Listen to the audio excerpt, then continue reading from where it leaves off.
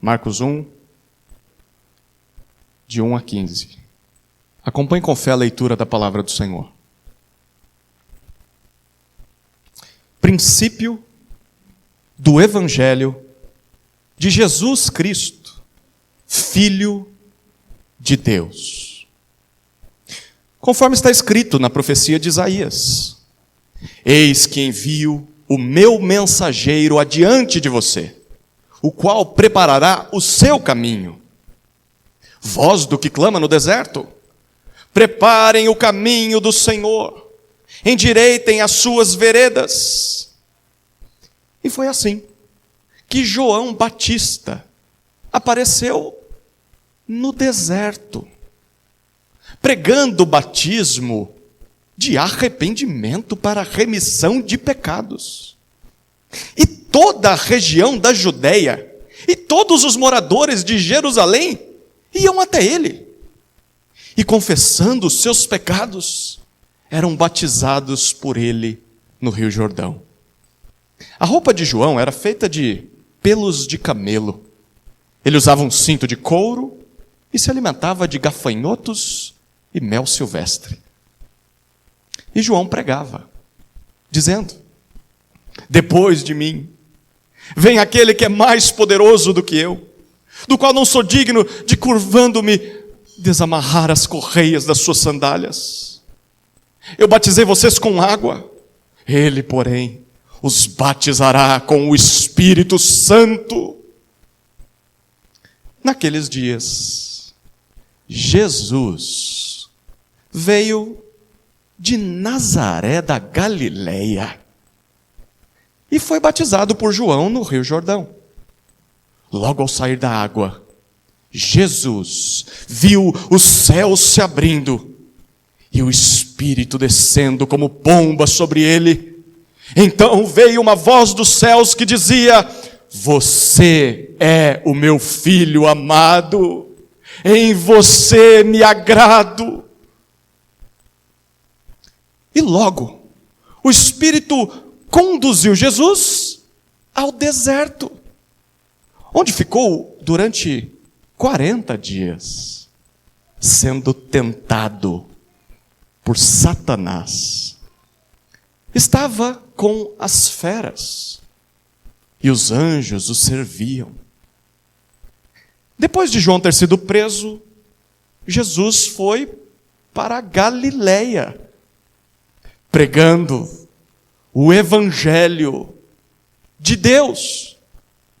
Ele dizia: o tempo está cumprido e o reino de Deus está próximo. Arrependam-se e creiam no Evangelho. Amém? Oremos mais uma vez, queridos. Querido Deus, estamos diante de Tua santa palavra e Te suplicamos que por Teu Santo Espírito o Senhor nos conduza a Teu Santo Filho. Que o Teu Evangelho seja tudo para nós neste momento. Nos revela, Senhor, o caminho da redenção aos pés da cruz de Cristo. Assim oramos no nome dEle.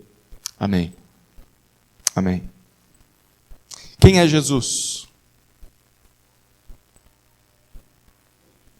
Você conhece Jesus? O que Jesus veio fazer? Quais são os resultados disso?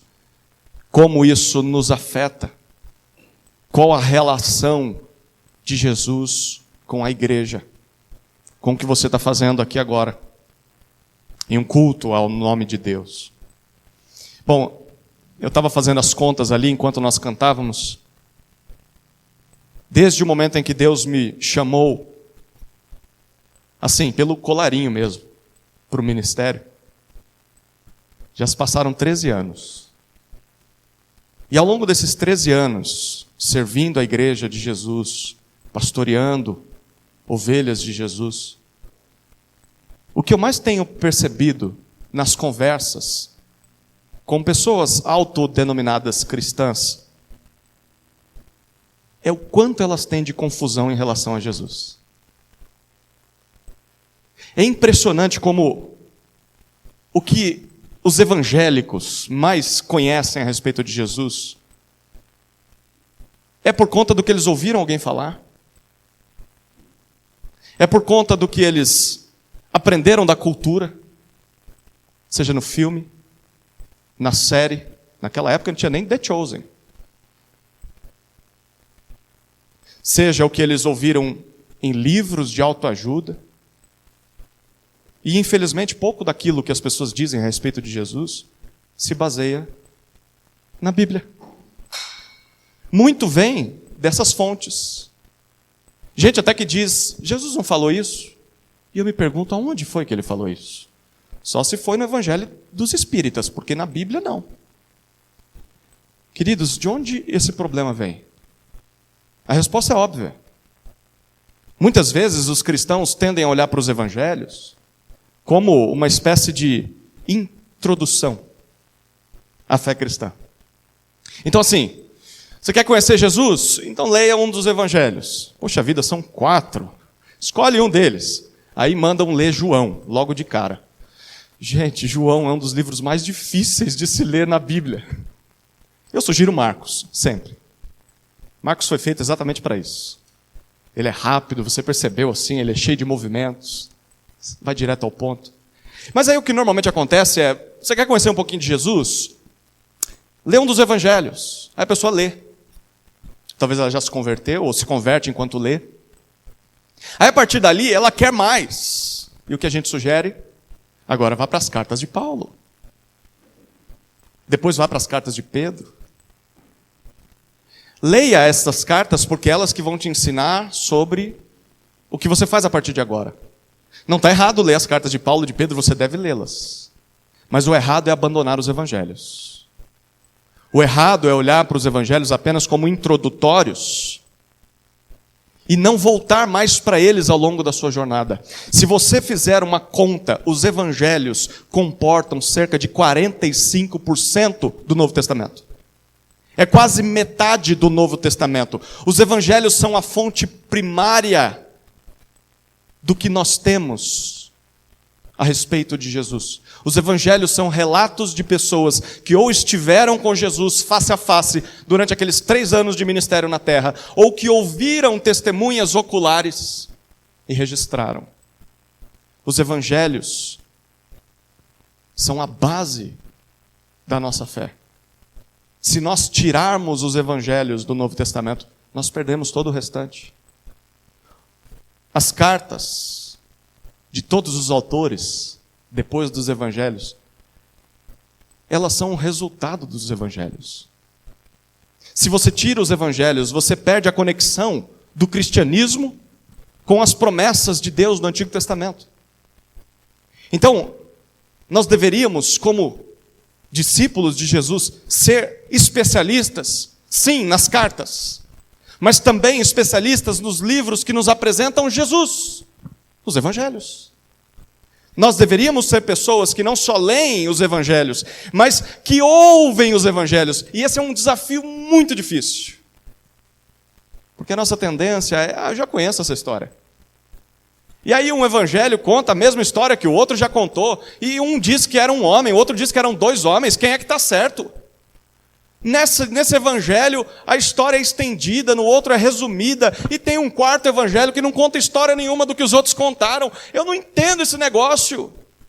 E aí a nossa tendência é ler atropeladamente e não ouvir. Nós não ouvimos o que eles estão dizendo. Nós precisamos ser leitores assíduos, mas ouvintes atentos. Atentos ao que os evangelistas, quem está escrevendo, queriam dizer sobre o que Deus fez através de Jesus. A pergunta mais importante que nós temos de fazer, não só no Natal, mas durante a nossa vida: quem é Jesus? O que Jesus veio fazer? Será que realmente eu o conheço? Qual é a relação de Jesus com a minha vida, com a vida da igreja? Quais são os resultados de Jesus ter vindo ao mundo? É sobre isso que Marcos fala. Marcos, provavelmente, foi o primeiro evangelho a ser escrito, apesar de que no nosso Novo Testamento está em 2º lugar, né? Marcos escreveu em meados da década de 60. Nessa época, a carta aos Romanos já tinha sido escrita. E Marcos está escrevendo, provavelmente para romanos, para explicar para eles a origem daquela carta. O apóstolo Paulo não tinha conhecido os romanos pessoalmente. E Marcos quer completar a visão da pessoa de Jesus para eles. Marcos é aquele primo de Barnabé, você lembra dele, né? Aquele que abandonou Paulo e Barnabé na primeira viagem missionária, que depois, na segunda viagem missionária, Paulo disse, ele não vai com a gente não. E aí Barnabé briga com Paulo, Barnabé continua investindo em João Marcos. Graças a Deus, né? Se fosse por Paulo, a gente não teria o evangelho de Marcos. Barnabé investe em João Marcos. João Marcos amadurece, cresce, se aproxima do apóstolo Pedro e ouve aos pés do apóstolo Pedro a história de Jesus. E Marcos diz, eu preciso registrar isso. Eu preciso anotar o que Pedro viu. E Marcos é muito habilidoso na sua forma de escrita. Ele é um dos mais desprezados no mundo acadêmico, porque o grego dele não era tão polido, a forma de escrever não era tão culta. Mas quando você estuda esse evangelho, deixando ele falar com você, você vai perceber como esse homem era inteligente, como ele conecta as histórias, como a história que ele está contando é formidável. Marcos era muito habilidoso. E ele escreve colhendo informações de Pedro, lembrando que ele também foi companheiro de Paulo no ministério. Então a teologia de Marcos é muito influenciada pelo pensamento de Paulo.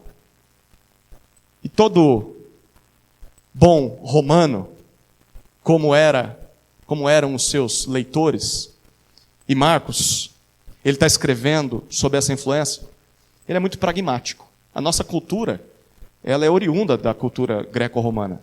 O que é ser pragmático? Bom, se dá certo, continua fazendo. Eu não quero saber tanto sobre filosofia, sobre as teorias. O que eu tenho que fazer? Me diz logo, o que eu preciso fazer? Bom, Marcos está escrevendo para a gente, assim, gente como eu e você, né? Normalmente a gente pensa dessa forma, né? Não fica filosofando, não. Fala logo, vai direto ao ponto. Bom, Marcos escreve para pessoas que não têm muito tempo e pessoas que querem saber o que fazer logo. Aqui está o início do que Marcos quer dizer. E o início já é um resumo de tudo. Bom, tem uma frase que resume Marcos capítulo 1, versículos 1 a 15. Se você gosta de anotar, aqui está a frase.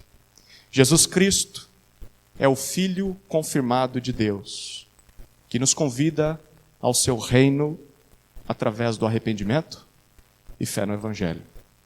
Jesus Cristo é o Filho confirmado de Deus, que nos convida ao seu reino através de arrependimento e fé no Evangelho.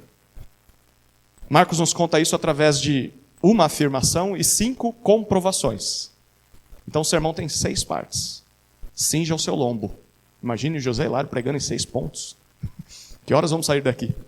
Vou tentar ser razoável. Uma afirmação e 5 confirmações dessa afirmação. Olha, a afirmação está no versículo 1. E a afirmação é esta: Jesus Cristo é o Filho de Deus. Olha o que diz o versículo 1. Princípio do Evangelho de Jesus Cristo, Filho de Deus. Princípio. Este é o início. Esse é o começo da história. O que é Evangelho? Porque Marcos diz que esse é o início do Evangelho. Evangelho, naquela época, essa palavrinha era usada para se referir a quando um novo imperador conquistava os seus inimigos ou subia ao trono. Ele mandava seus emissários por todas as partes do império, anunciando as boas notícias. Há um novo rei no pedaço. Um novo imperador assumiu o trono. Não há mais guerra, os inimigos foram vencidos. Se você é aliado, festeje. Se você fazia parte dos que não votaram nele, submeta-se. Submeta-se e então viva. Ele está te dando a oportunidade. Todo novo rei tinha um evangelho. E o que Marcos nos diz? Eu não vou contar o evangelho de César, porque vocês estão em Roma. Vocês já ouviram essa notícia. Vocês já ouviram que o imperador Nero assumiu o trono. Vocês já ouviram que Nero não gosta dos cristãos porque ele é um louco. Vocês já ouviram que Nero está indo atrás de todos aqueles que são contrários ao seu império. Mas deixa eu dizer para vocês uma notícia que vocês não ouviram. Há um outro rei, que não é César. E ele também tem um evangelho. Esse evangelho diz respeito ao dia em que ele assumiu o trono. E esse trono está acima de César. E vocês precisam conhecer. Princípio do evangelho de Jesus. É isso que diz o versículo 1. Sabe o que significa Jesus? Você está no Natal, você tem que saber o que significa o nome Jesus. Sabe o que significa? O Senhor é a salvação. É isso que significa o nome Jesus. O Senhor é a salvação. O simples nome de Jesus diz muito sobre o que ele veio fazer. Sim ou não? Sim. Mas Marcos nos diz que Jesus não só se chama Jesus, tem um segundo nome que ele cita. Qual que é o segundo nome? Cristo. Significa que seu pai se chamava José Cristo? Maria Cristo? Nós temos a Teresa Cristo. Mas não, Jesus não tinha o sobrenome Cristo. Cristo não é sobrenome, Cristo é um título. Cristo é um posto de autoridade. Cristo é a palavra grega correspondente à palavra hebraica Meshiach. Fica mais fácil falar Messias, não fica? Messias. Cristo é Messias. O que era o Messias para um judeu? O Messias era o descendente de Davi, que foi prometido no Antigo Testamento, um rei eterno, que libertaria Israel de todos os seus inimigos, que inauguraria o reino eterno de Deus na terra. E Marcos está dizendo, eu estou aqui para contar as boas notícias, de que o Senhor é a salvação, Jesus, Ele é o Cristo. Ele é aquele que vocês estavam esperando. Mas Ele não é só o Cristo. Tem um segundo título. Diz respeito à sua identidade, à sua essência. O Filho de Deus. Jesus não é somente o Meshiach. Jesus é o Rei divino. O próprio Filho de Deus. Em Daniel, capítulo 7, o profeta nos conta uma visão que ele tem, bem maluca, mas que aponta para o dia em que o Messias chegaria. E o fim dos tempos. Ele vê uma cena de um ancião de dias assentado no trono, um senhor idoso. Ele associa essa figura a Deus, no trono do universo.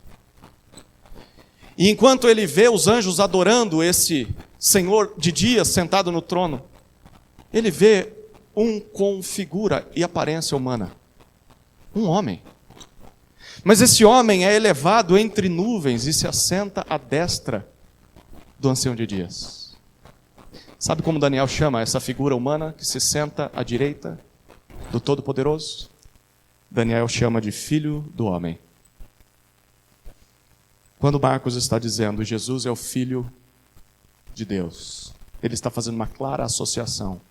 Aquele rei, filho de Davi, que sobe entre nuvens e se assenta à destra do Pai, o Filho do Homem. Ele é humano, mas é divino. É assim que Marcos começa o seu evangelho. A gente podia parar aqui. Só o versículo 1 já dá um sermão inteiro, né? Princípio do evangelho de Jesus Cristo, o Filho de Deus. O que Marcos está nos dizendo com essa afirmação? Pelo menos duas coisas. Primeiro, que Jesus não é somente um mero homem. Não é somente um mero milagreiro. Você vai ver muitos milagres no evangelho. Mas ele não só é alguém que fez milagres. Jesus não é uma espécie de amuleto, em que se você falar o nome dele pulando 3 vezes na perna direita, as coisas acontecem. Tem gente que não dá os 3 pulinhos, mas fica falando em nome de Jesus, em nome de Jesus, em nome de Jesus, para um monte de coisa que Jesus nunca falou que ia fazer. Jesus não é amuleto, não. Jesus é Salvador, mas Ele não é apenas Salvador. Jesus é Rei. Jesus é o Rei soberano sobre todas as coisas, designado pelo próprio Deus no Antigo Testamento. Esse é Jesus, o Cristo, o Filho de Deus. Logo de cara, Marcos já está dizendo para os seus leitores, não dá para se aproximar de Jesus sem reconhecer isso. Você não pode pintar um Jesus à sua maneira. Você não pode querer um Jesus do seu jeito. Ou você engole esse Jesus, ou você se afasta desse Jesus. Porque ele não diz, eu vou mudar por causa de você. Como eu devo ser? Conte-me aí. Não, ele diz, eu sou assim. Esse sou eu. Você quer desfrutar de tudo que eu vim oferecer? Se submeta a quem eu sou. Não dá para servir a Jesus sem tratá-lo assim. Você já deve ter percebido isso, né? Desde o momento da sua conversão, se é que você já se converteu, passando pelo seu batismo e a sua membresia de uma igreja local, você já percebeu que para servir a Jesus, só dá para fazer isso se você o vislumbrar assentado à destra do Pai. Porque não dá para fazer as coisas que Jesus manda a gente fazer sem ver essa cena. Porque tem hora que a gente fala, não é possível, Jesus, eu não vou fazer esse negócio que você está mandando. Eu não vou fazer, eu me recuso a fazer. Quando você faz isso, tendo essa perspectiva que Marcos está colocando, você está dizendo não para o Rei do Universo. Você é louco? Para servir a Jesus, nós precisamos nos lembrar disso constantemente. Por isso, deveríamos ler os Evangelhos todos os anos. Se você lê o Evangelho, ou melhor, o Novo Testamento, uma vez por ano, metade do ano vai ser lendo os Evangelhos. Nós precisamos nos lembrar quem Jesus é. Mas a segunda coisa que Marcos está dizendo nessa afirmação é que o meio pelo qual nós descobrimos todas essas informações é através do Evangelho, que é uma boa notícia. A palavra literalmente significava a boa notícia.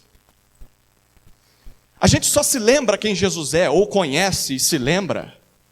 A gente só se lembra onde Jesus está, o que ele fez, se nós ouvirmos o Evangelho. Se nós reconhecermos essa mensagem como verdadeira, se nós não fizermos isso, o Evangelho não produz os efeitos no nosso coração. Você precisa ouvir e você precisa reconhecer isso como verdadeiro. Você tem que crer no Evangelho. Mas é essa mensagem que precisa ser proclamada. Se nós quisermos que as pessoas sejam salvas por Jesus, não basta ficar fazendo ação social, dando sopão na madrugada, fazendo futebol com crianças. O que nós temos de fazer, mesmo que você faça todas essas coisas e outras que você pensa serem úteis, se nós queremos que as pessoas sejam salvas, precisamos pregar o Evangelho para elas. É isso que as salva, não é tornando elas mais educadas, mais gentis, mais comportadas. A gente pode fazer tudo isso e mandar essas pessoas para o inferno, porque não anunciamos o Evangelho. Nós precisamos conhecer o Evangelho. E se queremos que as pessoas sejam salvas, precisamos pregar este Evangelho para elas. A pergunta, você conhece o suficiente desse Evangelho? Desafio 16 dias. Pelo menos o Evangelho de Marcos dá para conhecer até o final do ano. Essa é a afirmação de Marcos. Jesus Cristo é o Filho de Deus. A partir de agora, Marcos nos apresenta 5 confirmações. Quem confirma isso? Talvez você esteja se perguntando, tá bom, mas quem é Marcos para dizer? Marcos, nem Paulo confiou nele? Quem você pensa que é Marcos para me dizer isso? Vamos ignorar que ele foi inspirado pelo Espírito, né? Mas talvez você precise de provas. Só o versículo 1 já era suficiente. Marcos diz para nós, deixa eu apresentar para você 5 testemunhas. Ou melhor, 5 confirmações de que Jesus é tudo isso que eu falei. Primeira confirmação são os profetas do Antigo Testamento.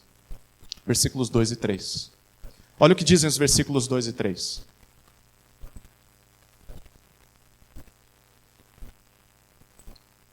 Como está escrito na profecia de Isaías: eis que envio o meu mensageiro adiante de você, o qual preparará o seu caminho.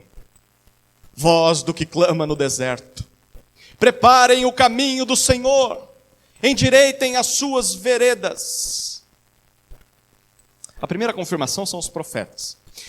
Marcos começa o versículo 2 nos dizendo que tudo que ele está pregando é de acordo com o que foi profetizado por Isaías.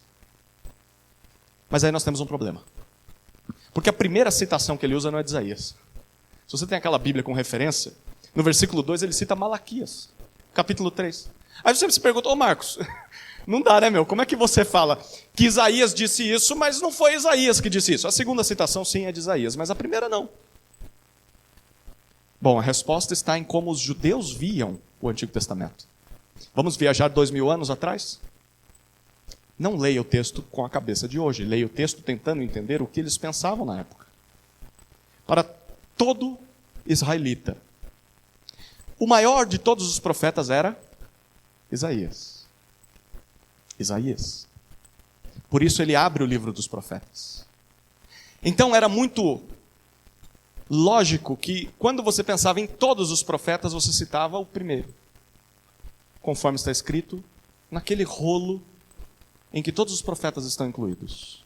Começa com Isaías e termina com os demais. Então, para um judeu médio daquela época, Isaías era um nome genérico para se referir aos escritos proféticos, conforme está escrito nas profecias do Antigo Testamento. E aí, ele cita duas profecias. A primeira em Malaquias 3, versículos 1 a 6. No versículo 2, você vê essa citação. Eis que envio o meu mensageiro adiante de você, o qual preparará o seu caminho. Especialmente Malaquias 3:1. Qual que é o contexto de Malaquias? Malaquias está escrevendo após o retorno do povo de Deus lá na Babilônia. Eles ficaram 70 anos cativos na Babilônia, porque enquanto estavam na sua terra, eles rejeitaram ao Senhor, a lei do Senhor, rejeitaram os sacrifícios, trocaram Deus por ídolos, rejeitaram a pregação dos profetas, e então Deus os tirou da terra como forma de disciplina. Mas em 70 anos ele prometeu, vou trazê-los de volta. O povo voltou. E o povo no começo está muito animado, não vamos mais cometer os mesmos pecados de antes, mas o tempo passa e eles voltam a desprezar a palavra do Senhor. Eles voltam a desprezar os sacrifícios. Agora eles não levantam mais deuses, mas passam a idolatrar tantas outras coisas. Desprezam o templo. É a época em que Ageu tem de escrever, vocês largaram a casa de Deus em ruínas.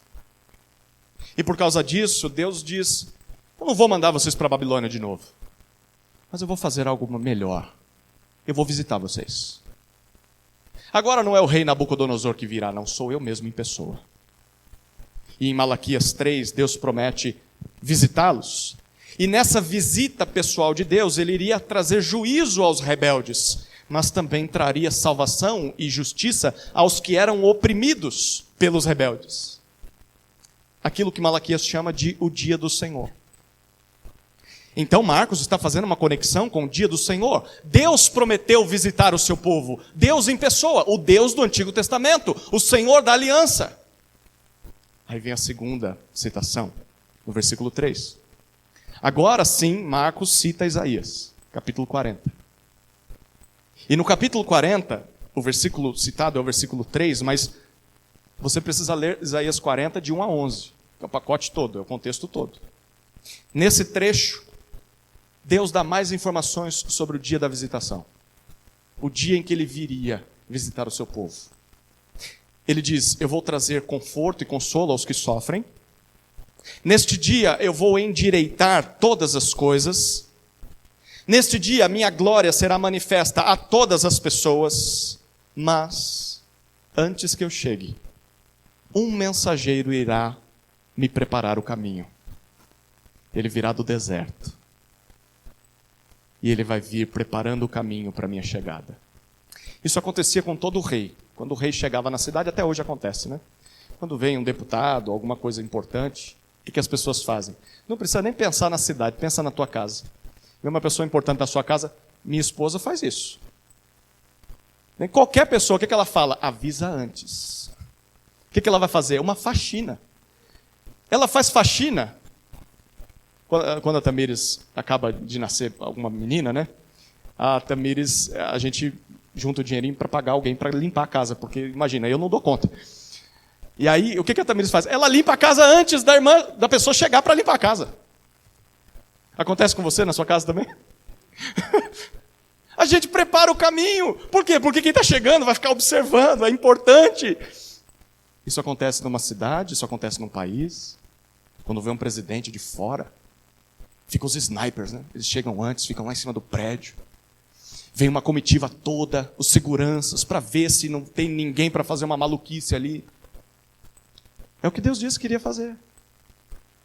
Eu vou mandar alguém para preparar o caminho, para limpar a bagunça. É isso que Deus prometeu, ó, 900 anos antes de Cristo, lá em Isaías. E o que Marcos está dizendo? Pois é, aconteceu. Deus visitou o seu povo, na pessoa de Jesus. E ele mandou alguém na frente, alguém para preparar o caminho. Daqui a pouco ele vai falar sobre quem era. Mas só o que nós lemos agora, nessa primeira confirmação, é que Jesus é o Messias prometido pelos profetas. Do primeiro profeta ao último profeta. Na sua Bíblia, Isaías é o primeiro e Malaquias é o último. Marcos começa de trás para frente, né? Ele começa citando Malaquias e depois cita Isaías. Jesus é o Messias que todos os profetas prometeram. Isso significa que em Jesus, o Senhor, Adonai, o Deus do Antigo Testamento, nos visitou. Em Jesus, o dia do Senhor começou, o dia da visitação chegou, não há mais nada para acontecer quanto a isso. Tudo o que nós precisávamos saber sobre o dia do Senhor já temos de informações. Tem gente que está esperando ainda. O judeu espera o dia dessa visitação. Tem gente que diz que crê em Jesus, mas não acredita na obra de Jesus, de que ele não concluiu tudo. Marcos está dizendo, já aconteceu. Eu estou contando uma notícia de algo que já aconteceu. É com essa perspectiva que nós deveríamos ler o Antigo Testamento e ensinar o Antigo Testamento. Os apóstolos fizeram isso. O Antigo Testamento nos apontava para o Messias. Falava dele, prometia o Messias. E esse Messias, o Novo Testamento nos diz, é Jesus. Se nós não olhamos, ou não olharmos para o Antigo Testamento com essa perspectiva, nós nos tornamos como judeus, moralistas. Nós nos tornamos simplesmente contadores de histórias. Corremos o risco de voltar para a lei, e tem muita igreja usando quipá, estabelecendo sumo sacerdote.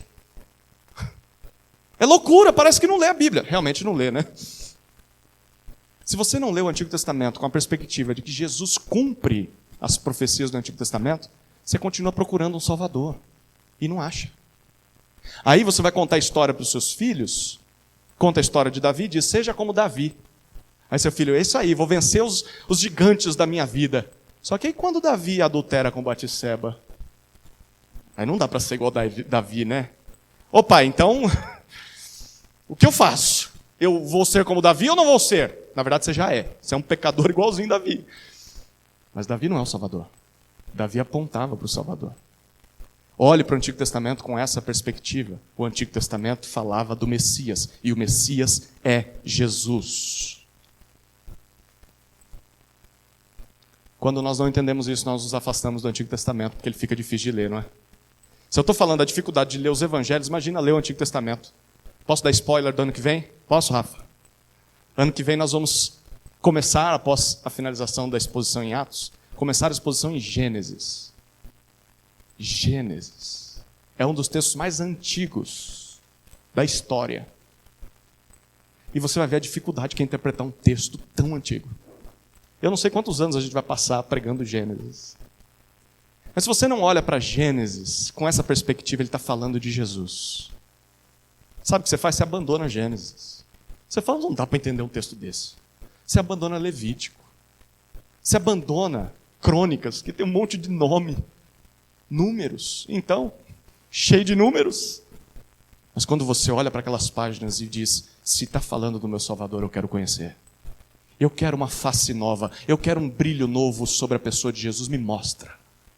É isso que o Antigo Testamento faz. Ele é a base para o Novo Testamento. Essa é a primeira confirmação, os profetas. Os profetas confirmam que Jesus é o Filho de Deus, é o Messias. Mas tem uma segunda confirmação.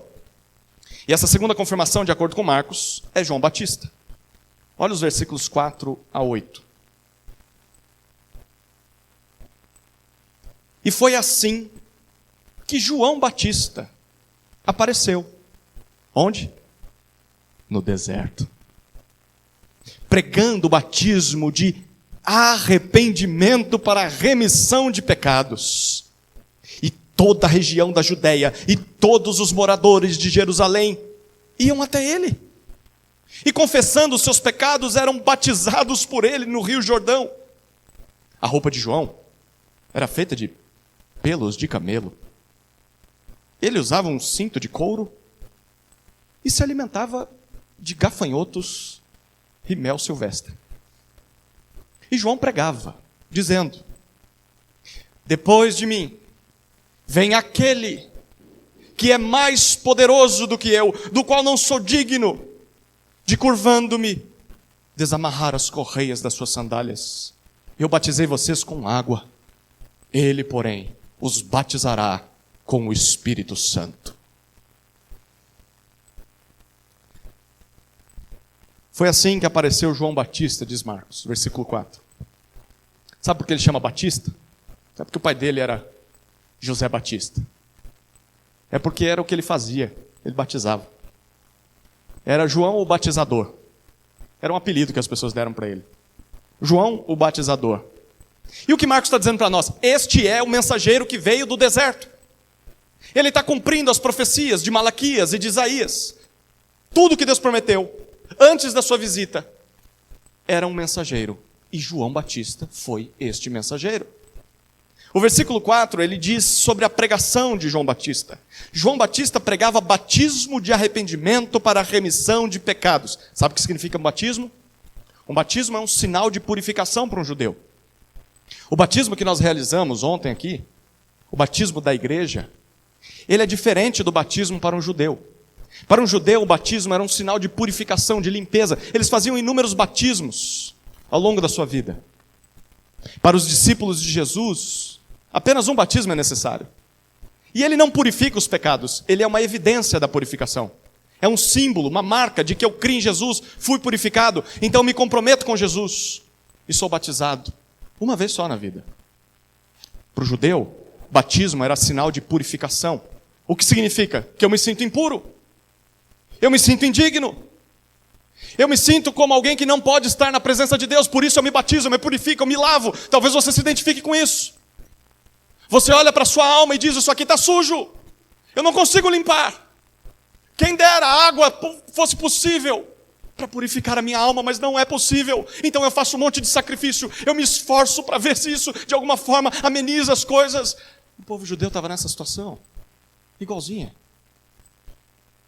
João pregava um batismo de arrependimento para a remissão de pecados, só que aqui é o problema, porque para um judeu arrependimento é uma coisa estranha. Para eles não precisam se arrepender de nada, quem tem que se arrepender são os gentios, os pagãos. Eles trocam o único Deus por falsos deuses. Eles é que idolatram coisas, seres criados por Deus. Nós não, nós temos a lei. Nós temos o único Deus, nós somos o povo desse Deus. Quem tem que se arrepender são os outros, nós não. E João está dizendo: sim, eles devem se arrepender, mas vocês também. Vocês também estão perdidos. Só isso aqui já era um soco no estômago de um judeu que fosse ler o Evangelho de Marcos. Qual era o resultado disso? Versículo 5 diz para nós: todos. É claro, Marcos está usando uma figura de linguagem, tá? Porque não era todo mundo. Mas parecia muita gente. Porque o pessoal que não creu em Jesus não estava lá, não. Todos. Marcos quer que você esteja lá naquela multidão. Você olha e fala: gente, quantas pessoas vieram? Uma criança diria: veio todo mundo. Todos. Todos da Judéia, da região ali ao redor. Todos de Jerusalém, ele é claro e específico. De Jerusalém, lá do sul. Vieram. E confessando os seus pecados, eram batizados por João no rio Jordão. Isso aqui para a gente não é esquisito, mas para um leitor de Marcos era muito estranho. Porque em Jerusalém era onde você deveria encontrar perdão de pecados. O que nós temos em Jerusalém? O templo. O que acontece dentro do templo? Os sacrifícios. E o que Deus prometeu ao seu povo por meio dos sacrifícios? Perdão? Mas por que o povo está saindo de Jerusalém? E está indo ao deserto atrás de João Batista? Por quê? Porque eles não encontraram perdão em Jerusalém. Eles não encontraram naquela estrutura linda, maravilhosa de sacrifícios. Aquela estrutura religiosa com líderes, sacerdotes. Mas eles não encontraram Deus lá. Aquilo não é suficiente para amenizar sua consciência. Eles olham e falam: não sei, está esquisito. Esses homens são todos corruptos, ninguém fala da lei, ninguém mais aponta para a salvação, é só peso e peso e peso. Os sacrifícios eu não sei se eles são suficientes, está esquisito esse negócio. Eles ouvem falar, tem um cara lá no deserto, que está dizendo, e estão falando dele, que ele é o mensageiro que viria a preparar o caminho do Senhor. Então é isso, o Senhor está vindo, e ele não vem para Jerusalém, ele vem para o deserto, é para lá que nós vamos. E eles foram até o deserto em busca de João, e quando eles chegam lá, João prega batismo de arrependimento para remissão de pecados. Se preparem, se purifiquem, porque ele está chegando. Ele está chegando e ele não vem para Jerusalém primeiro, ele vai chegar em Jerusalém só no final da jornada. É aqui no deserto. Olha a roupa dele. Eu não sei você, mas quando eu era pequeno, eu nunca ouvi o evangelho da minha mãe, mas eu ouvi ela lendo a Bíblia para mim. E esse versículo aqui me fazia imaginar João Batista. Eu não sei você, mas eu imagino João Batista um doido. Um homem descabelado que vivia no deserto. Aí você imagina a roupa dele. O texto diz que ele se vestia com pelos de camelo. Não devia ser muito cheiroso, né? E ele usava um cinto de couro, ele não era texano. Ele vivia no deserto. E se alimentava de gafanhotos e mel silvestre. Gafanhoto é mais indiano, né? Mas mel silvestre a gente gosta, né? De tudo aqui, só o cinto a gente usa. A pele talvez as irmãs gostem no frio. Por que essa informação? Sabe por quê? Porque essa era a expectativa de quando o mensageiro de Deus chegasse. Ele seria semelhante a Elias. Lembra de Elias? Elias vivia no deserto. Elias se vestia assim. Elias vivia dessa maneira, comendo essas coisas. O mensageiro de Deus é o Elias. Ele vem no espírito de Elias. Ele vem igual a Elias. Ele é profeta. Ele é o último profeta. O último profeta. Ele chegou se identificando com Elias e os profetas, cumprindo a lei. Um profeta não deveria comer coisas impuras. E o gafanhoto era permitido. O mel era permitido. Ele só comia isso no deserto. O que você vai encontrar no deserto? Só comida impura, proibida pela lei. Então, quando você comeu uma bela de uma linguiça ontem, aqui no churrasco, um bifão, sabe-se lá do quê? João nunca comeu isso. Ele cumpriu o seu ofício de profeta. E os versículos 7 e 8 nos mostram a sua pregação. Ele fazia 2 anúncios. Versículo 7. Ele anunciava a chegada do rei. Aquele que é mais poderoso, que é mais digno do que ele. A gente sabe de quem ele está falando. Está falando do Senhor. E ele apresenta a missão do rei no versículo 8. Sabe o que eu fiz? Eu batizei vocês com água. É sinal de purificação, mas ele é quem traz a purificação. O batismo dele vai ser no Espírito Santo. Mais um ponto de conexão com o Antigo Testamento. Quando Deus prometeu para o seu povo que o Messias chegasse, o Messias inauguraria a nova aliança. E quando a nova aliança começasse, Deus derramaria do seu Espírito sem medida a todos. Aos velhos, aos jovens, às crianças, todos.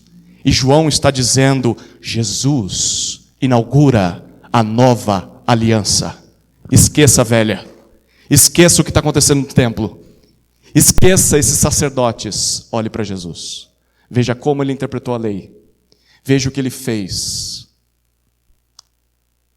Que vontade de falar o que eu vou falar daqui 2 domingos. Guarde essa informação. Jesus inaugura a nova aliança, tá bom? Em Jesus nós não precisamos mais de sacerdotes humanos. Não precisamos mais de templos, não precisamos mais de sacrifícios. É isso que Marcos está dizendo para nós. Ele é aquele que nos concede a remissão dos pecados, o perdão dos pecados.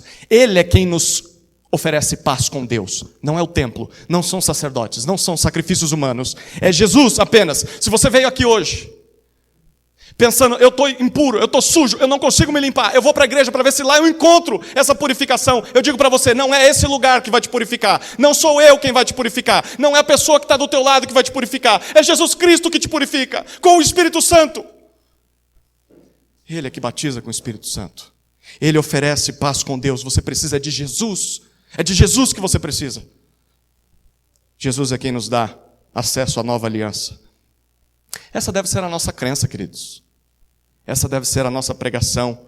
O Evangelho é o que nós mais precisamos ouvir. Nós precisamos lembrar disso todo dia, não é? Quando a gente peca, lembrar que Jesus já nos purificou. Já fomos lavados pelo Espírito. Não há mais condenação sobre nós. Por isso precisamos do Evangelho. Por isso precisamos ler o Evangelho, ouvir o Evangelho. Na igreja a gente não precisa de novas ideias, não precisa de mensagens motivacionais, não precisa das inovações humanas. Nós precisamos do bom e velho Evangelho, que é poderoso para nos purificar. Nós não devemos olhar para a nossa vida ou para a vida dos nossos pastores como se fossem seres humanos, aqueles que nos concedem paz com Deus. Só Deus é quem produz isso. É para Jesus que nós devemos apontar. Quando você estiver aconselhando alguém, a pessoa disser para você: eu não sei o que fazer, eu preciso de você. Você diz: não é de mim que você precisa, não. Você precisa de Jesus, e você vai encontrar Jesus no Evangelho. Eu sou só o canal, só o meio, só o mensageiro. Terceira confirmação. A primeira, você lembra? Os profetas. A segunda, João Batista. A terceira, prepare-se. Deus Pai e o Espírito Santo. Deus Pai e o Espírito Santo. Olha os versículos 9 a 11. Naqueles dias, Jesus veio de Nazaré, da Galileia, e foi batizado por João no Rio Jordão. Logo ao sair da água, Jesus viu os céus se abrindo e o Espírito descendo como pomba sobre ele. Então veio uma voz dos céus que dizia: você é o meu Filho amado, em você me agrado.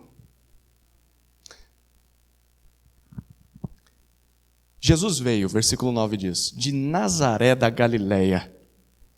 Pensa no lugar mais desprezado para você, ou para a nossa cultura. O lugar que você olha e fala assim: não tem como vir alguma coisa boa desse lugar. Para muitos seria Brasília, né? Não sei o que você pensa, mas Nazaré da Galileia é esse lugar. É o lugar mais desprezado da época. Era predominantemente habitada por gentios.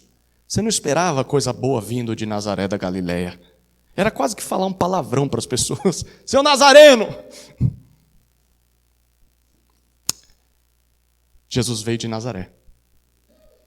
O versículo 10 diz, ou melhor, o versículo 9 diz que ele é batizado por João no Rio Jordão. Ele se identifica com o que João estava pregando. Ele está dizendo: eu faço parte disso aqui. Não é que Jesus precisava de purificação. Ele é o purificador. Mas ele se identifica com João. Ele está mostrando para todo mundo: eu sou aquele de quem ele falava. Então no versículo 10, Jesus sai da água e vê uma cena que ninguém mais ao ser batizado viu, vê ou verá. E ouve algo que nenhum de nós ouviu, ouve ou ouvirá. A cena está no versículo 10. O Espírito Santo descendo como pomba. ênfase na palavra como. Não era uma pomba, mas parecia uma pomba. Como pomba. Se você gosta das representações do Espírito em forma de pomba, o Espírito não é uma pomba, não. Era como pomba. Parecia uma pomba. Não dá para explicar o que era. O mais próximo que a gente tem é uma pomba. O Espírito pairando, descendo, como pomba, sobre Jesus. É uma clara alusão a Isaías. Isaías 11 e Isaías 42. Em que o profeta diz que o servo do Senhor seria ungido pelo Espírito. O Espírito desceria sobre ele, para que ele exercesse justiça e salvação, especialmente aos gentios, os de fora de Israel. Leia depois Isaías 11 e Isaías 42. E Marcos está dizendo, ele é esse. Ele é ungido do Senhor. Aí no versículo 11, Jesus ouve o que nenhum de nós é capaz de ouvir, pelo menos do jeito que Jesus ouviu. Uma voz dos céus. E quem é que está falando no céu? Marcos não diz para a gente que é o Pai. Mas ele nos diz que a voz diz: você é meu filho. Quem é que diz para alguém que ele é seu filho? O Pai. O Pai. Deus Pai afirmando: você é o meu filho amado. Em você eu me agrado, eu me comprazo. Em você eu tenho grande alegria. Sabe quem era chamado de filho de Deus no Antigo Testamento?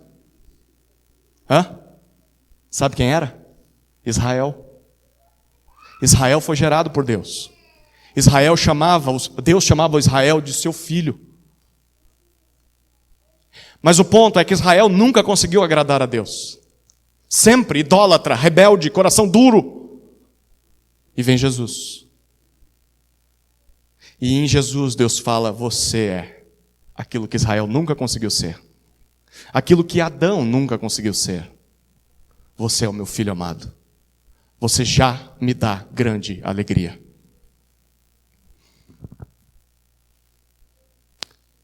O que Marcos está dizendo com a terceira confirmação? Que Jesus é o ungido de Deus. E o Espírito Santo confirma isso. Isso significa que submeter-se a Jesus é a forma única para que alguém participe do reino de Deus. Rejeitar a Jesus implica em condenação. Não há outro caminho. Se você está esperando um outro ungido, um outro Messias, alguma outra forma de ser salvo, senão aos pés de Jesus, você vai perecer em seus pecados. Porque só Jesus é aquele que te leva até Deus. O Espírito está confirmando isso. Mas não é só o Espírito. O Pai está confirmando isso. O Pai está dizendo: Ele é o meu filho. Eu tenho alegria nele. Na nova aliança que Jesus veio inaugurar, nós fomos adotados como filhos de Deus, não fomos? Foi o que a gente meditou na oração em João capítulo 1, lembra disso? Mas a todos quantos o receberam, deu-lhes a prerrogativa, o poder de serem chamados ou feitos filhos de Deus. Você crê em Jesus? Você é um filho de Deus. Você não crê em Jesus? Não é filho de Deus. É só porque crê em Jesus. Bom, se ao crer em Jesus eu fui tornado filho de Deus, todos os direitos e benefícios que o único filho de Deus legítimo desfruta, eu também passo a desfrutar. Então, por causa da minha fé em Jesus, eu posso ler as palavras do versículo 11 e colocar o meu nome aqui. Nos dias de trevas, nos dias de pecado, nos dias de luta, nos dias de solidão, eu posso ler essas palavras como Deus dizendo: você é o meu filho amado em Cristo. Eu tenho grande alegria na sua vida. Eu não tenho raiva de você. Eu não tenho ódio de você. Eu não quero mais ferir você. Antes a minha ira estava sobre você, mas agora ela foi desferida no meu filho. Para você resta apenas amor, e amor, e amor, eternamente amor. Você é meu filho amado, eu tenho grande alegria em você. Você faz parte do meu filho, você é um só com ele. Você faz parte do corpo de Cristo. É assim que Deus nos vê por causa do Evangelho. Não é bom lembrar do Evangelho? É por isso que a gente deve ler os Evangelhos. E esse Jesus, que é o rei que nos torna filhos de Deus, é um rei improvável que vem de um lugar improvável, de Nazaré da Galileia. Bom, também ele veio chamar e salvar pecadores improváveis, não foi? Nós não somos improváveis? Quem diria que estaremos aqui? Quem diria que ele teria nos salvado? Eu e você éramos caso perdido, e ele alcançou. Bom, ele veio para os desprezados como nós. Quarta confirmação. Quem já confirmou que Jesus Cristo é o Filho de Deus? Os profetas, João Batista, Deus Pai e o Espírito Santo. Agora os poderes deste mundo. Os poderes deste mundo confirmam isso. Olha os versículos 12 e 13. E logo, o Espírito conduziu Jesus ao deserto, onde ficou durante 40 dias, sendo tentado por Satanás. Estava com as feras e os anjos o serviam. A quarta confirmação vem dos poderes deste mundo. O versículo 13 diz que, rapidamente, o Espírito, o mesmo que pousou sobre Jesus, o empurra. A palavra significa impelir, compelir. O Espírito está dizendo para Jesus, essa é a primeira missão, vai para lá. E ele vai. Só que ele não vai para Jerusalém. Ele vai para onde? Para o deserto. Ele não é o Salvador? O que ele vai encontrar no deserto? O versículo 13 diz, para nós, que no deserto ele fica 40 dias. Vamos juntar algumas palavrinhas aqui. Filho amado. Israel era chamado de filho, não era? Deserto. Israel ficou no deserto, não ficou? Peregrinando por 40 anos. A gente viu 40 dias aqui. O que Marcos está fazendo conosco? Ele está nos fazendo lembrar da história de Israel. Ele está nos fazendo lembrar do Êxodo. Depois de 430 anos de escravidão, o povo de Deus foi liberto através de Moisés. E uma vez libertos, os israelitas se rebelaram contra Deus 40 dias depois de terem sido libertos.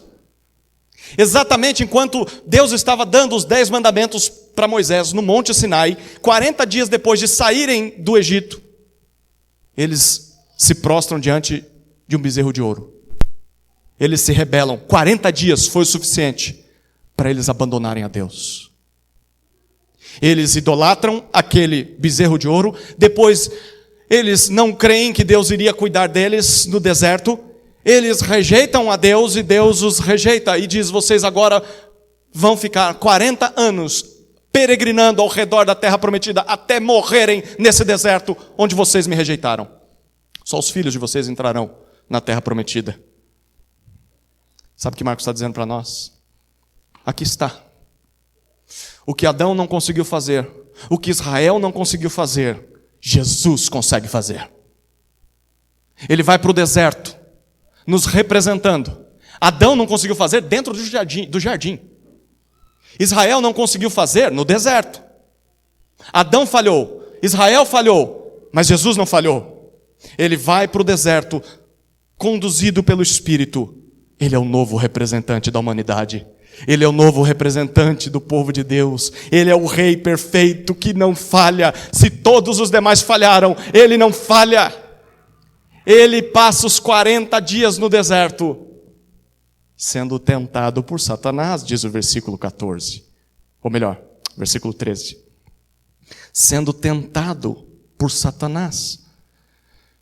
Grave bem isso. Satanás vai voltar mais nessa história, no Evangelho de Marcos. Mas diferente de Israel, que foi tentado. E o Antigo Testamento nem diz que foi Satanás, né? Eles foram tentados por causa da própria cobiça deles. Jesus tinha o acusador ali do lado, atacando ele.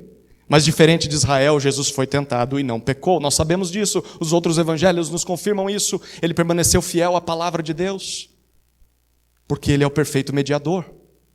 Ele é o que Israel nunca conseguiu ser. O versículo 13 finaliza dizendo para nós duas coisas. Ele estava com as feras. Estava com as feras. Agora é hora de você coçar a cabeça e falar, Marcos, para que falar isso? É óbvio. Você vai para o deserto, o que você vai ter no deserto? Não vai ter uns gatinhos, cuticutes, né? Ai, que coisinha bonitinha. Não tem o seu pet, que você chama de filho. Você pega no colo, faz carinho nele. O que tem no deserto? Tem fera. É igual você ir para o oceano aberto e jogar alguém com um corte no braço. O que vai aparecer? Um monte de tubarão. Imagine as feras no deserto, não tem comida.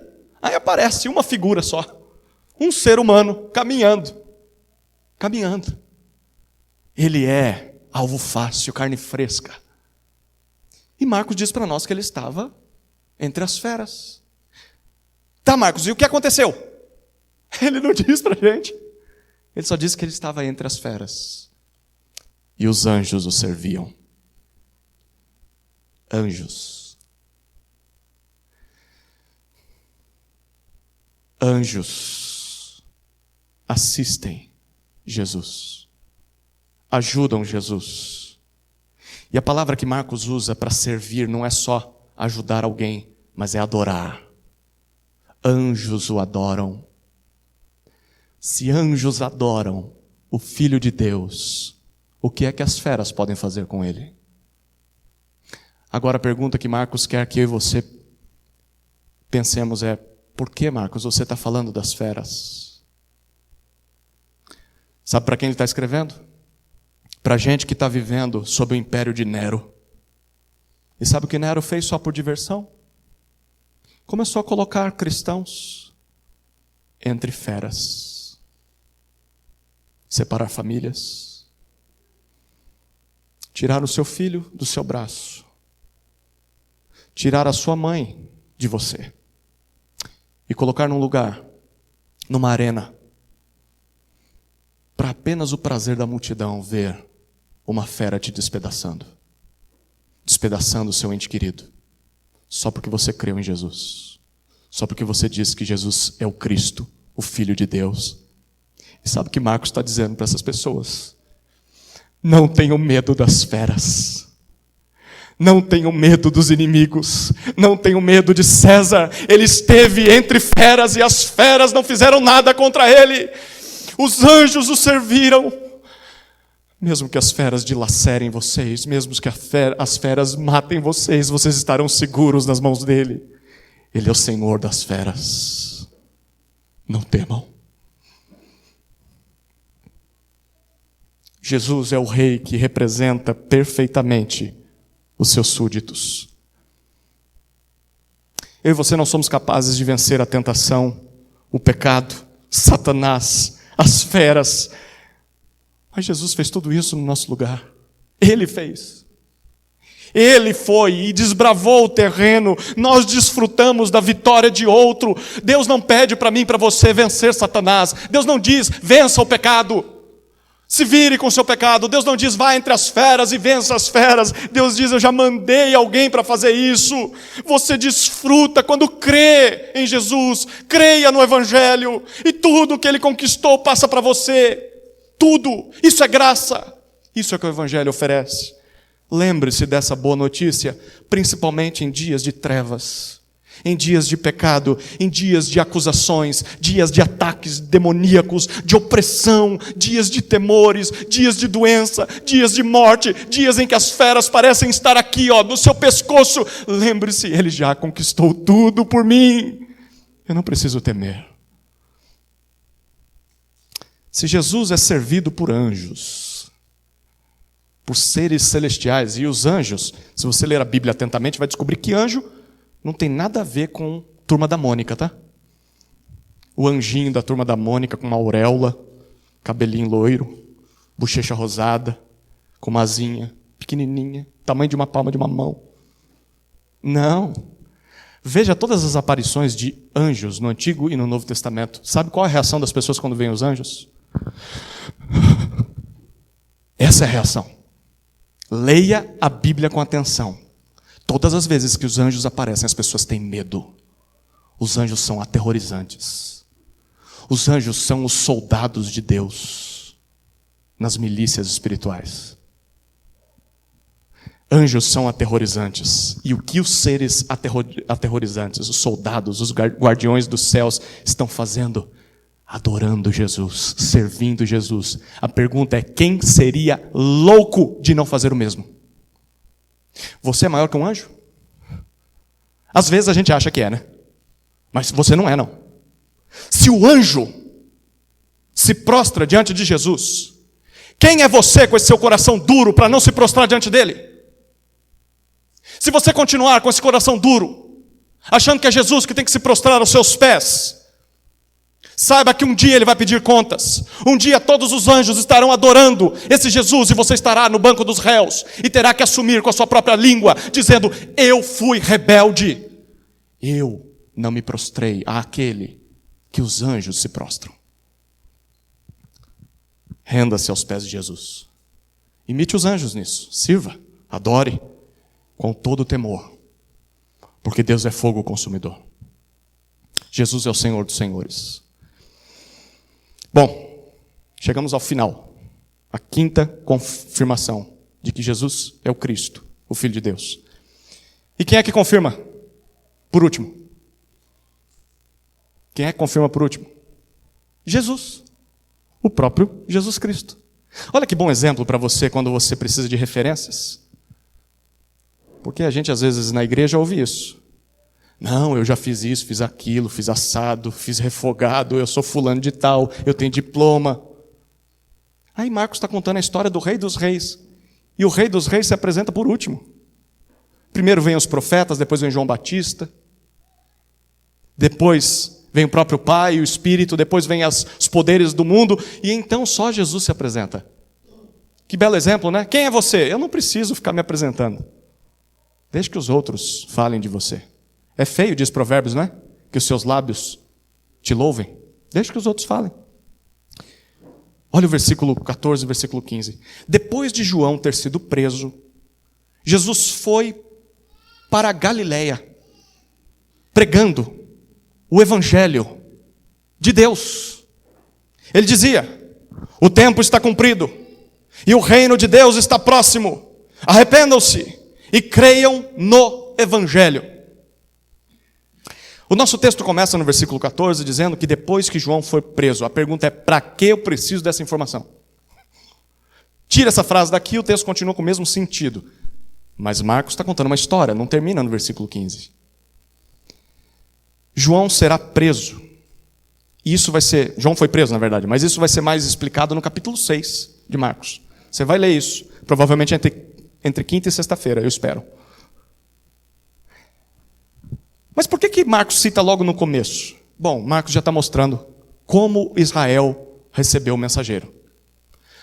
E se recebeu assim o mensageiro, prendendo ele, o que você acha que vai fazer com o rei que está vindo? Também vai rejeitar o rei. João foi preso. E no dia em que ele foi preso, depois disso, Jesus foi do deserto para Jerusalém. Agora ele vai tomar o trono. É isso que ele vai fazer? Não. Ele vai para Galileia. De novo, a região desprezada. Só tem mestiço lá. Judeu misturado com gentil. E é exatamente no lugar mais desprezado daquele mundo que Jesus começa o seu ministério. E ele prega, diz o versículo 14. Ele vai para lá pregando. E se você topar o desafio 16 dias, vai perceber que, para Marcos, Jesus o tempo todo está pregando. O tempo todo. Mas tem uma coisa curiosa. Poucas vezes Marcos nos diz o que ele pregava. Diz que ele pregava, mas você pergunta o que ele estava falando com as pessoas. Tem poucas informações. Mas a pregação é importante. A ênfase de Jesus estava no seu ensino, mais do que nos milagres. Jesus estava pregando. Pregando o quê? Como termina o versículo 14? O Evangelho. As boas notícias de um novo rei. Mas você é um leitor atento da Bíblia, não é? Você é, não é? Sim ou não? Hã? Ai, meu Deus. Ou você dormiu, ou você está com vergonha. Você é um leitor atento da Bíblia, sim ou não? Evangelho já foi citado nesse texto, não foi? Onde? No versículo 1. E no versículo 1, Marcos disse que o Evangelho era de quem? De Jesus Cristo. Mas agora, no versículo 14, nós ouvimos da boca de Jesus que o Evangelho é de Deus. As boas notícias de um novo rei a respeito de Jesus são as boas notícias de um novo rei a respeito de Deus. É uma só mensagem, não são duas mensagens. Jesus não falou uma coisa e Deus estava falando outra. Não, Jesus não é um mero profeta. Jesus não é só mais um homem falando coisas a respeito de Deus. A mensagem de Jesus é a mesma mensagem de Deus. Ela foi dada por Jesus. Ela foi chancelada por Jesus. E ela foi dada por Deus, chancelada por Deus. Não há contradição. Jesus é Deus. O evangelho de Jesus é o evangelho de Deus. E aí você diz, como eu entendo isso? Seja bem-vindo ao mistério. Esse é um mistério. Jesus é Deus. E Deus é Deus. E o evangelho é de Jesus e é de Deus. Como você lida com isso? Você aceita isso. Não há contradição. O Deus do Antigo Testamento é o Deus do Novo Testamento. E Jesus é o Deus do Antigo Testamento e do Novo Testamento em forma humana. E eles são divinos, mas também são a mesma pessoa. E você diz, como eu entendo isso? Seja bem-vindo à fé cristã. Nenhuma outra religião vai dizer para você que existe um Deus, que é Pai, Filho e Espírito. Não são três deuses. É um só Deus. As três pessoas se amam. Só existe amor na Trindade. Não existe amor em nenhuma outra religião. Onde só existe um Deus, ele vai amar quem? Ele vai amar só a si mesmo. E amar a si mesmo é egoísmo, não é? Mas o nosso Deus, que se revela na Escritura, o único Deus que existe, é um Deus que se ama nas pessoas da Trindade. E ao mandar o seu Filho ao mundo, ele diz, eu quero que vocês entrem nessa dança.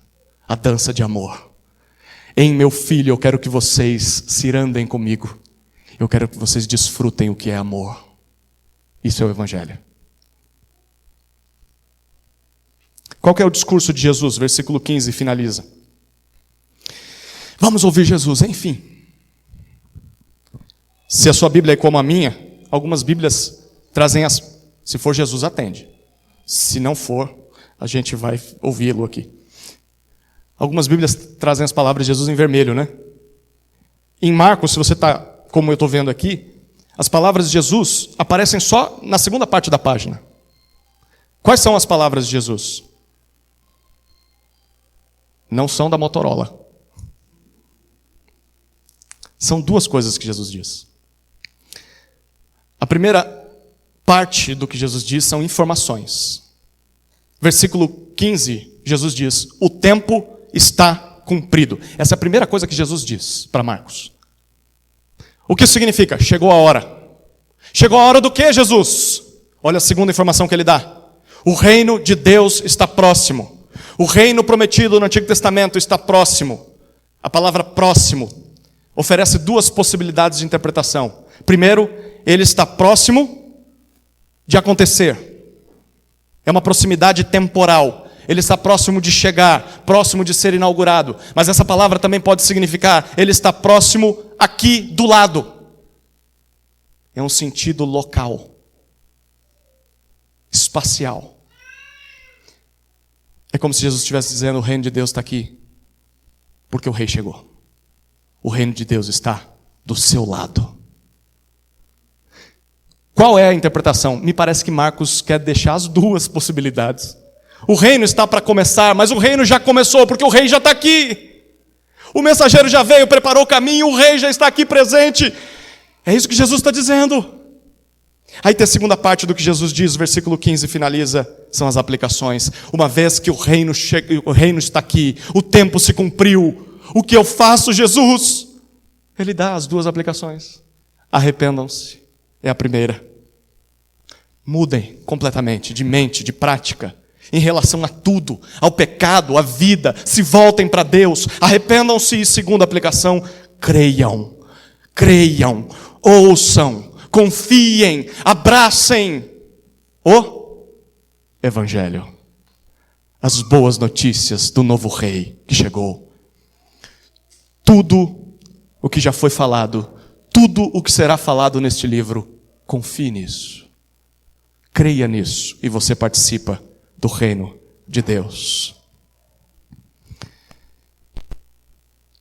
Quem é Jesus? Você conhece Jesus? Sabe o que ele veio fazer? Quais os resultados disso? Como isso nos afeta? Bom, este é o princípio da resposta. o início da resposta de acordo com Marcos. Jesus Cristo é o Filho confirmado de Deus, que nos convida ao seu reino através do arrependimento e fé no Evangelho. A pergunta é, você já se arrependeu? Você já creu nesse Evangelho? Vamos orar, queridos.